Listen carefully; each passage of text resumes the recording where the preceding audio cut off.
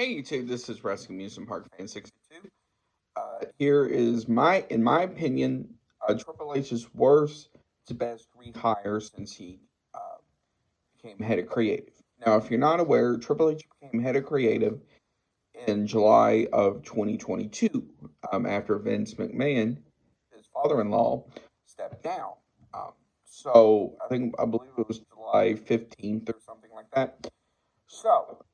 Let's get started. First of all, as an honorable mention, we have Chelsea Green. Now she just came back, so I'm sure they're still figuring out what to do with her. She actually got released. Uh, I think it was in November or early December of 2021, after she fell and had to have surgery, and then she came back during the Royal Rumble 2023. So here we go. First of all, we have Hit Row. Now you have Top Dollar, B-Fab, and I'll have to look at the other guy's name. They were released on November 21st, 2021. So I think it was part of their budget cuts or something. And then they re-debuted August 12th, 2022. Now, the reason why I think they're the worst is since they've come back, they've never really had a good proper storyline. Um, Now they did have that cool little feud with the Viking Raiders, um, as well, but other than that, that's really about it. Now, oh, that's another one. Another one is Karrion Cross with Scarlett. They were released on November 4th, 2021, and then they re-debuted August 5th of 2022. Now, the reason why I think they're the second worst is because since he's come back, he's never really had almost like a proper feud. Um, I think a lot of it has to do with people still kind of remembering what he was when he was on Raw with the whole, I'm not entirely sure what you would call it, but it was like a mask with him like in suspenders and stuff. So I think that has a lot to do with it. But then also too, I think they're still trying to figure out what to do. Now he did have this cool small feud with Drew McIntyre when he came back.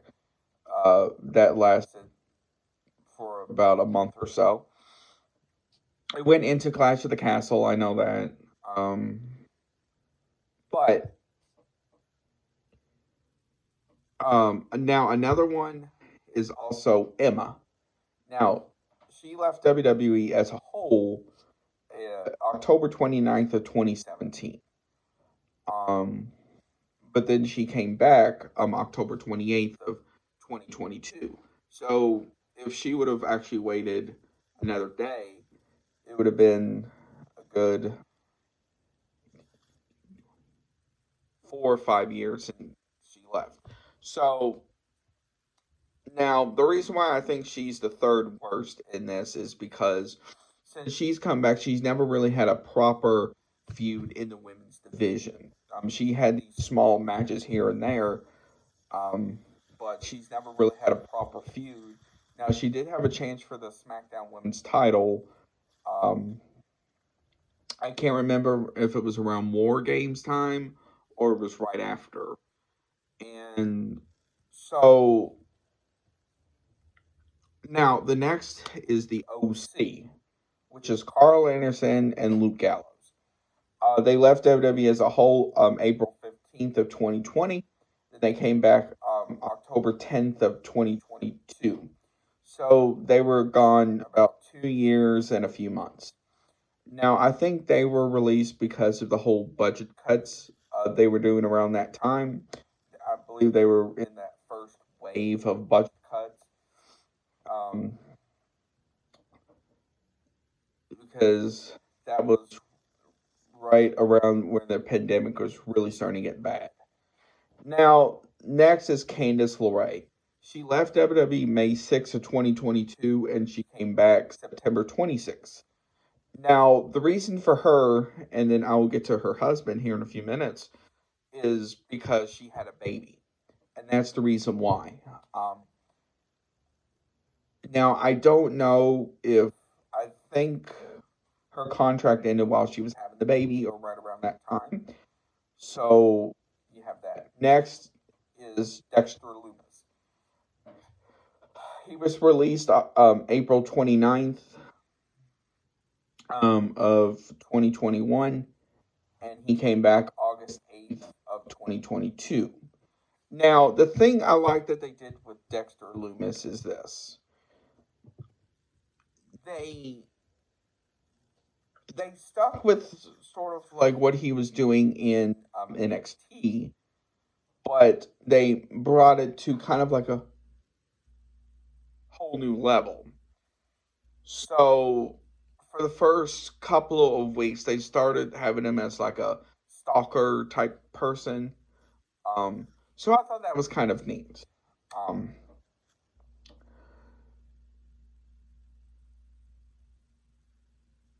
Next is Mia Yim. Now this one I had to look up. She left. Uh, she left WWE November of 2021. I believe it was because of budget cuts that they were doing at the time, and she came back November 8th of 2022. She came back as part of the OC, which I think she's still a part of, um, for their Rhea problem that they were having for weeks. Um, Next is Johnny Gargano. He left. Yeah. Okay.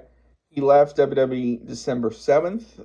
This was because his wife Candice, like I mentioned a few minutes ago, was having a baby, um, or was about to have a baby, and he came back the August 22nd of Raw, which was in the summer.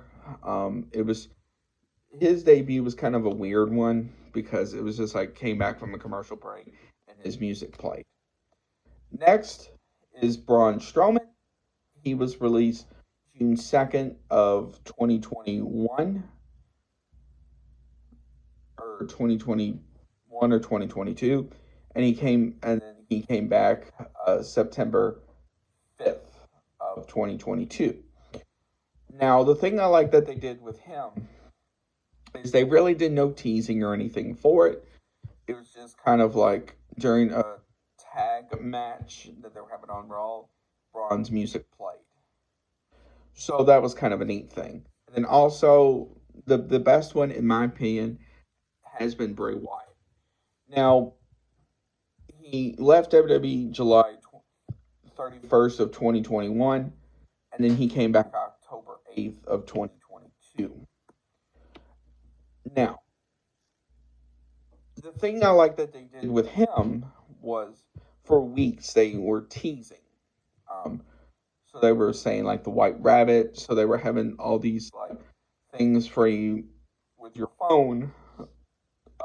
So that was kind of a neat thing. And then it was just how he debuted. Um, if you go back, if you have Peacock, I would highly suggest you go back and see his arrival at the end of Extreme Rules because it was kind of a neat thing because Matt Riddle was celebrating his win versus, I believe it was Seth Rollins at the time. And so it went black, and um, so you started hearing Bray singing from when he used to do this before. I've You've got the whole world in your hands, and then so he was singing that. So and then it showed on the Tron, the Firefly Funhouse, when it got abandoned. So you notice all of the characters like basically dead, and it looked like it hasn't been touched in a while because it was dusty. There was cobwebs and stuff like that. And then, um, so then as you kept hearing, you've got the whole world in your hands, it started showing different characters of Bray Wyatt. So you had stuff like Abby the Witch, uh, and all of them as well. Then in the front, they did show the Fiend twice actually, which was kind of a neat thing because it showed the burnt Fiend on the commentator's desk, and then also it showed um, the Fiend itself, um, not burnt. So that was kind of a neat thing. So then at the entrance, uh, you would see this door with a light on it with smoke everywhere. So then you started hearing this different music play. Um, and I'm going to do a separate video about Bray Wyatt as a whole and his genius creations that he comes up with. But um, then you started hearing this different music play, and then the door opens wide, a puff of smoke comes out, and then you see this lantern, and then he comes out in a mask, and so then meanwhile you're hearing the whole crowd go holy, and then of course because it's PG, they're beeping it, but it's like holy beep, um, and it that was a rather cool thing to see. And the cool thing that he's done as well is he introduced to this new character, Uncle Hally, which we still don't know much about. And I'll get to that in that video as well. And so it was a rather cool thing to see because um, because the teasers that they were doing for it was neat because it wasn't like most of these teasers they have now where it's like so and so arriving next week on Raw. It's having you guessing. So now another person I forgot to mention as well who got rehired was Sarah Logan. She's now part of the Viking Raiders as well. I will put her release date and when she came back down below as well. If you have any questions, comments, or concerns, I would love to hear them down below. Uh, and if you have any other people that I forgot to mention, put them as well. I These are the ones that I've noticed. Now I'm sure there are others that I maybe forgot, but I'd love to hear what you think.